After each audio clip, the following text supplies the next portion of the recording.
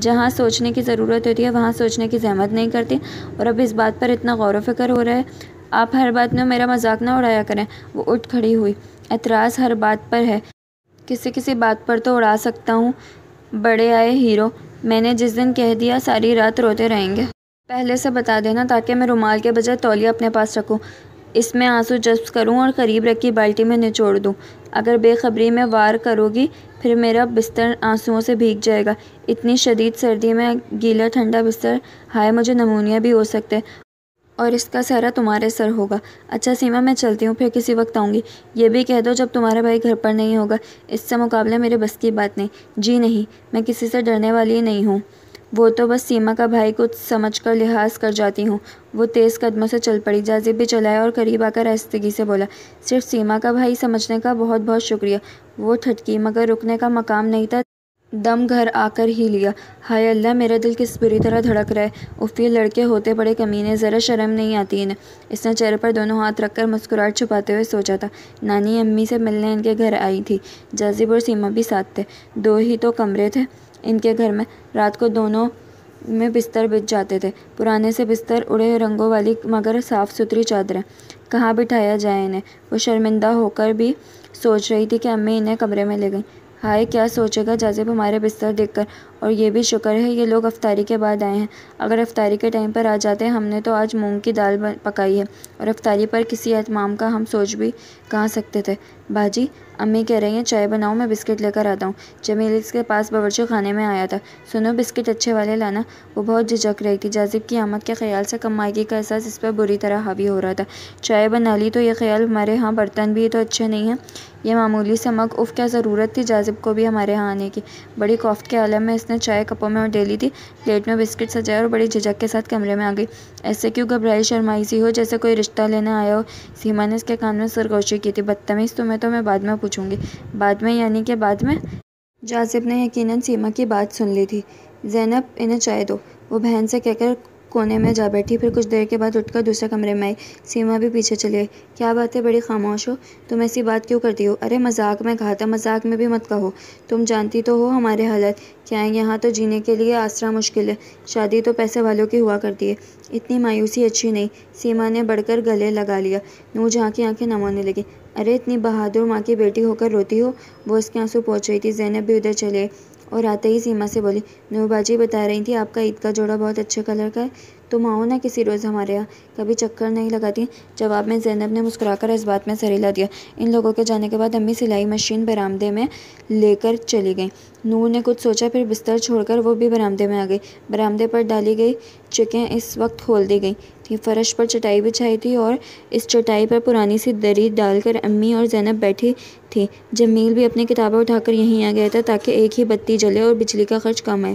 لائیں امی، مجھے بھی کوئی کام دیں۔ وہ ماں کے قریب آ بیٹھی۔ شام کو کھانا تم نے بنایا ہے، برتن بھی دھوئے، باورچی خانہ صاف کیا ہے، تھک گئی ہوگی، رہنے دو۔ نہیں امی، میں بالکل نہیں تھکی، لائیں کوئی کام دیں۔ وہ آج کچھ بدلی ہوئی، ذمہ دار، حالات سے سمجھوتہ کر لینے والی لڑکی دکھائی دے رہی تھی۔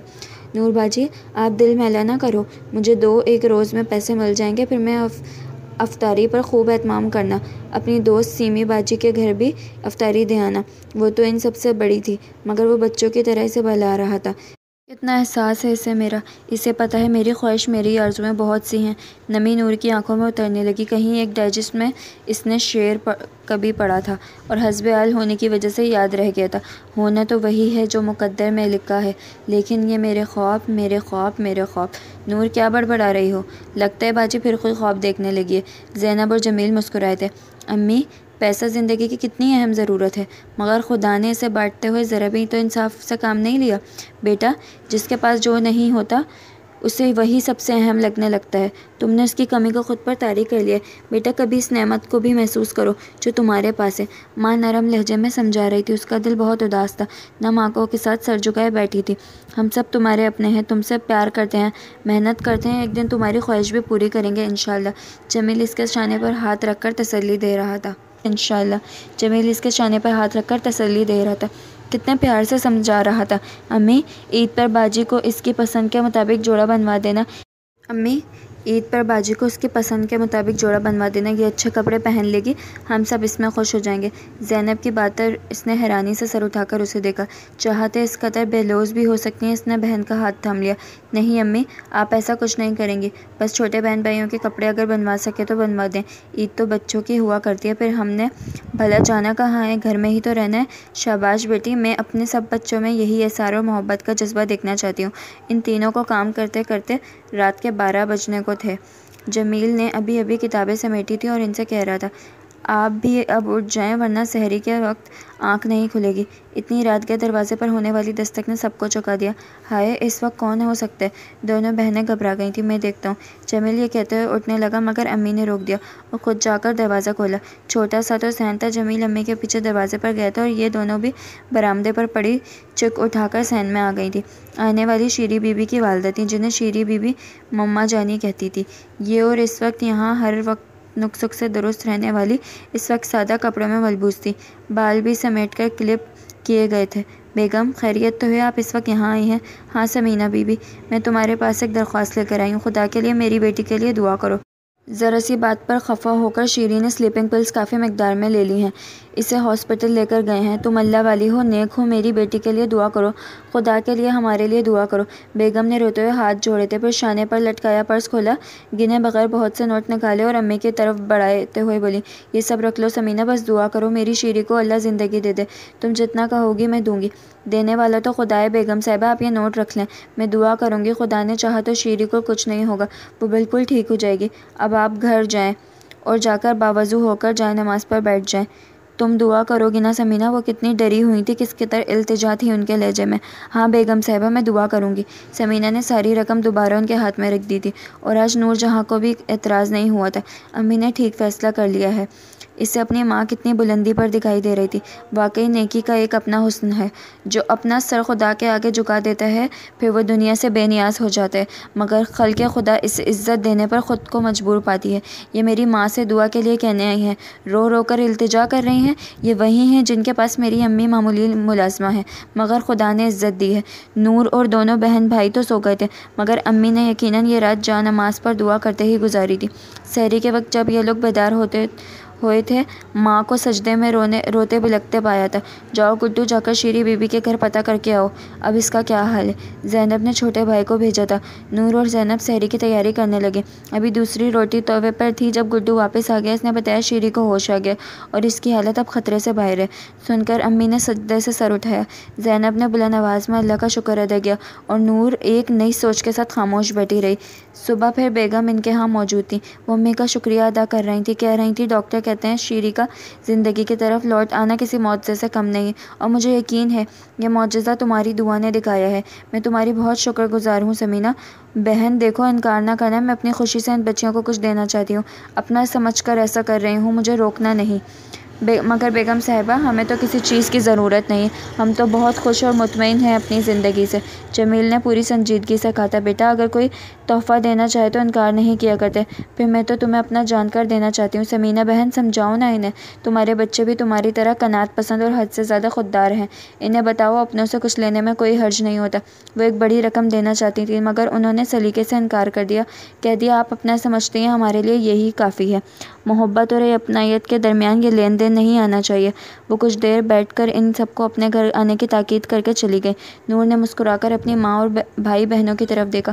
ماں خاموش اور پرسکون تھی، کچھ دیر بعد بولی، شکر ہے شیری بی بی اب خطرے کی حالت سے باہر ہیں، بچے ماں باپ کے دل کو نہیں جانتے، خدا کسی کو اولاد کا دکھ نہ دکھائے۔ امی آج تو بیگم کا انداز ہی بدلا ہوا تھا، اگر سارے امیر لوگ اتنے ہی با اخلاق ہو جائیں پھر کسی کو اپنی عزت سے گلہ نہ رہا ہے۔ اچھا سنو، اب تم لوگ بیگم کے ہمارے ہاں آنے کا ڈھنڈورا مت پیٹنا، سیما کو تو ضرور بتاؤ گی، نہیں کسی سے بھی کچھ کہنے کی ضرورت نہیں، انہوں نے صاف منع کر دیا۔ وہ سمجھی تو نہیں ماں ایسا کیوں چاہ رہی ہے، مگر اس بات میں سر ضرور ہلا دیا۔ سمینہ نے تو اپنے بچوں کو منع کر دیا تھا، مگر ایسی بات بھلا چھپتی ہے، اسی شام تک پورے محلے کو اطلاع ہو چکا تھی۔ بیگم اپنی بیٹی کے لیے دعا کرانے سمینہ کے گھر آ گئی تھی۔ لوگ جانتے تھے سمینہ بہت نیک دعا گو عورت ہے اور اکثر عورتیں دعا کی درخواست کے ساتھ عیابی کرتی تھی، مگر نجمہ کے ابا کی زبانی جب سب کو یہ علم ہوا بیگم بہت سی نظر و نیاز کے ساتھ سمینہ کے گھر گئی تھی، مگر اس اللہ کی بندی نے کچھ بھی لینے سے انکار کر دیا۔ شیری بی بی کے لیے بہت دعا کی اور اس کی دعائیں شیری کو زندگی کی جانب لے آئی ہیں، تو محلے والوں کی نظر میں سمینہ کی عزت اور بڑھ گئی۔ اس روز سارا دن عورتیں ان کے گھر آتی رہیں۔ سمینہ تو کام پر چلی گئی، زینب اسکول میں تھی، گھر پر نور بھی تھی، اور ماں کی ہدایت کے مطابق اس نے اس واقعے کو تفصیل سے بیان کرنے سے گریز کیا اور یوں بے نیاز بنی رہی جیسے بیگم کا ان کے ہاں آنا کچھ ایسا خاص واقعہ نہیں۔ خدا سے دور آپس کے جھگڑوں، لالچ، بے ایمانی میں مبتلا کمزور انسان ایمان والوں کے سامنے کب ٹھہر سکتے ہیں؟ وہ سب سمینہ کی عظمت کے گن گانے رخصت ہوئے تھے۔ خدا اپنی محبت میں ڈوبے لوگوں کو کبھی ضائع نہیں کرتا۔ دن میں کئی بار نور کی آنکھیں نم ہوئی تھیں اور جس طرح دل لگا کر آج اس نے دعا کی تھی اس سے پہلے کبھی نہیں کی تھی۔ یہ رمضان اس کو پہلے آنے والے یہ رمضان سے مختلف لگا تھا۔ زیادہ ایمان افروز تجلیاں لٹاتا ہوا یہ دل بدل جانے کی بدولت تھا۔ آخری اشرا چل رہا تھا، وہ سیما کے گئی تھی۔ سیما نے اپنا سوٹ مکمل کر لیا تھا۔ نور نے کھلے دل سے تعریف کی اور ایک بار بھی اس کے دل میں یہ خواہش نہیں جاگی کاش ایسا سوٹ میرے پاس بھی ہوتا۔ آج کل خیالی پلاؤ کا کیا ریٹ جا رہا ہے؟ جازب نے بظاہر بڑی سنجیدگی سے سوال کیا تھا۔ مجھے کیا پتہ، جو خیالی پلاؤ پکاتے ہیں وہی جانتے ہوں گے، اس نے بے نیازی سے کہا تھا۔ کیا مطلب؟ آپ نے رمضان کے احترام میں یہ شغل ترک کر دیا ہے؟ میں نے یہ شغل ہمیشہ کے لیے ترک کر دیا ہے۔ یہ کیسے ہو سکتا ہے؟ وہ بے یقین تھا۔ سیمی سے پوچھ لیں، اتنے دن ہو گئے، بھلا میں نے کی ہے کوئی ایسی بات؟ نہیں، مجھے آپ کے کہے پر اعتبار ہے۔ وہ مسکرا کر سامنے آ بیٹھے تھے۔ عید کو کیسا جوڑا بنا رہی ہیں؟ میں نہیں بنا رہی۔ انداز بے نیاز ہی تھا۔ کیوں، کہیں اور سے بن کر آ رہا ہے؟ وہ ہنس پڑا تھا۔ کہیں اور سے کیوں آنے لگا؟ ہمارے پاس اتنے پیسے نہیں ہیں کہ سب گھر والے سوٹ بنوا سکیں، اس لیے میں بس چھوٹے بہن بھائیوں کے بنیں گے۔ تم تو پھر سارا دن گھر میں بند رہو گی، پرانا سوٹ پہن کر کہیں آتے جاتے شرمندگی جو ہوگی۔ نہیں بولا، اس میں شرمندگی ہونے والی کون سی بات ہے؟ میری ماں محنت کرتی ہے اور محنت کی کمائی سے جو کچھ حاصل ہوتا ہے وہ ہم پر خرچ کر دیتی ہے۔ اگر زیادہ پیسے نہیں ہیں تو اس میں شرمسار ہونے والی تو کوئی بات نہیں۔ ہاں، اگر کسی کو اعتراض ہے، وہ پرانے کپڑے پہننے والوں سے ملنے میں شرمندگی محسوس کرتا ہے تو نہ ملے مجھ سے۔ واہ، زبردست تبدیلی ہے سیما، مجھے لگتا ہے اب میں جاگتی آنکھوں خواب دیکھ رہا ہوں۔ نور شانے اچکا کر ہنس پڑی، پھر ادھر ادھر دیکھ کر بولی، نانی کے بغیر گھر کتنا اداس لگتا ہے۔ آخر کہاں گئی ہیں؟ میں جب تمہارے گھر آئی چادر اوڑھ کر نکل رہی تھی، مجھے تو یہی کہا تھا ابھی آتی ہوں۔ وہ تمہارے گھر گئی ہیں؟ میرے گھر؟ لو، پہلے بتانا تھا، میں چلتی ہوں۔ بیٹھی رہو، وہ تم سے ملنے تھوڑی گئی ہیں، خالہ کے پاس گئی ہیں۔ سکون سے ان دونوں کو دو گھڑی بیٹھ کر باتیں کر لینے دو۔ جازب کے کہنے پر وہ منہ بنا کر بیٹھ گئی۔ پہلے وہ بہن بھائیوں میں کم ہی اٹھتی بیٹھتی تھی، بس اس کی اپنی ہی ایک دنیا تھی، مگر اب وہ سب کے درمیان بیٹھتی، ان کی باتیں سنتی اور اسے احساس ہوا یہ سب کتنے خوش رہتے ہیں، یا شاید اب رہنے لگے ہیں۔ خصوصاً اسے اپنی ماں پہلے سے بھی زیادہ مطمئن دکھائی دینے لگی تھی۔ چھوٹے بھائی بہنوں کے کپڑے سل کر آ گئے تھے۔ خیال یہی تھا کہ آخری روزہ ہوگا، پھر عید کا چاند نظر آ جائے گا۔ وہ تینوں سلائی کا کام مکمل کرنے میں بہت مصروف تھیں۔ ان عبادات اور کام میں کس طرح تمام ہو جاتا پتہ بھی نہیں چلتا تھا۔ اس کی ماں نے چاند رات سے پہلے سلائی کا سارا کام مکمل کر لیا تھا۔ آخری روزے کو سارا دن ہی لڑکیاں معلوم کرنے آتی رہیں ان کے جوڑے مکمل ہوئے یا نہیں، اور کام مکمل دیکھ کر بہت خوش ہو کر اپنے کپڑے لے جاتی رہیں۔ عید کا چاند نظر آ گیا، گلی میں بچوں کا شور تھا، یہ بہن بھائی بھی ایک دوسرے کو مبارکباد دے رہے تھے۔ نور ماں کے کمرے میں آئی تھی جب زینب نے اعلان کے انداز میں سیمی اور نانی کی آمد کی اطلاع دی، اور امی عجلت میں اٹھیں، زینب کو کچھ پیسے تھمائے اور بولیں، چائے اور پر اچھا سا انتظار کر لینا۔ نور کے کچھ کہنے سے پہلے سیمی اور نانی ایک بڑا سا پیکٹ اور مٹھائی کا ڈبہ تھامے چلی آئیں۔ سیمی نور کے گلے لگ گئی، پھر نانی نے پیار کرتے ہوئے بہت سی دعائیں دے ڈالیں۔ سیمی، تم ابھی تک پکڑے کھڑی ہو، لاؤ مجھے دو۔ نانی نے یہ کہتے ہوئے ڈبہ اس کے ہاتھ سے لے لیا۔ مٹھائی سب سے پہلے نور کے منہ میں ڈالی، سدا سہاگن رہنے کی دعا دے کر اسے حیران پریشان کیا، پھر پیکٹ تھماتے ہوئے بولی، لو بیٹی، یہ میرے جازب نے سب کچھ اپنی پسند سے تمہارے لیے بنوایا ہے۔ بھائی، عید کی خوشی میں، بات پکی ہونے کی خوشی میں سیما کھلکھلائی۔ اس نے پریشان ہو کر اماں کی جانب دیکھا، وہی آسودگی جو چند دنوں سے اسے ماں کے چہرے پر دکھائی دے رہی تھی، اس وقت تو اس کی چھاپ اور بھی گہری تھی۔ ہم نے خالہ اور زینب سے کہا تھا ابھی تمہیں کچھ نہ بتائیں، ہم عیدی لے کر آئیں گے، تمہیں خود بتائیں گے۔ پھر امی سے بولی، خالہ 10 منٹ تک جازب بھائی عید کی مبارکباد دینے آئیں گے۔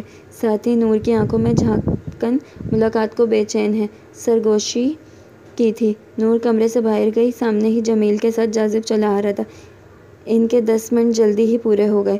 جہاں کھڑی تھی کھڑی رہ گئی۔ جمیل کی خاطر تواضع کا سامان لانا تھا، وہ بازار چلا گیا۔ جازب قریب آ گیا تھا، عید مبارک۔ نور جواب میں کچھ نہیں کہہ سکی۔ کیا ہوا، شادی مرگ تو نہیں ہو گئی؟ جی نہیں، اب ایسی بھی خوشی نہیں۔ وہ بے اختیار مسکرا بھی دی تھی۔ اچھا، پھر اصل خوشی میں تو آپ کھلا گلاب ہو جاتی ہوں گی اس وقت بھی۔ بس رہنے دیں، اس سے آج بہت شرم آ رہی تھی اور لگا تھا یہ عید زندگی کی پہلی عید ہے۔